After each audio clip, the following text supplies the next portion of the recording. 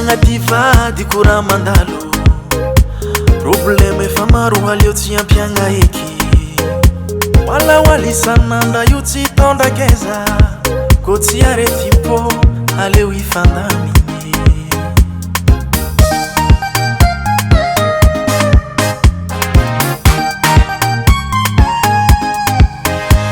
Fiainagnaty vady kora mandalo problème efa maro aleo tsy ampiagna eky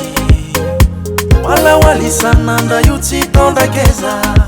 ko tsy aretim-po aleo ifandaminy sha la la la la la sha sha sha sha sha la la la la la sha la la la la la whoa whoa sha la la la la la maladia zao maladia kono zambola tiafapo che tsy tia kuravana maladia zao maladia kono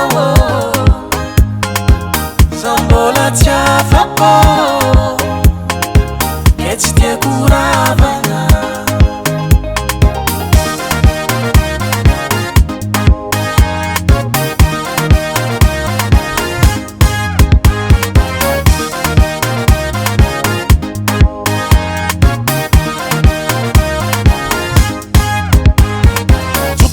che toccano fatimalo ati lava io si malava fiarana wala mani batanzu mo come sti mazabale mi fangatu mo yeah ratim sarake aleu mi fanaraka ratim sarake aleu mi fanaraka sha la la la la la sha sha sha sha sha la la la la la sha la la la la la whoa whoa sha la la la la la maladia zao maladia kono zambola tiafapo che ci tia kuravana maladia zao maladia kono zambola tiafapo che ci tia kuravana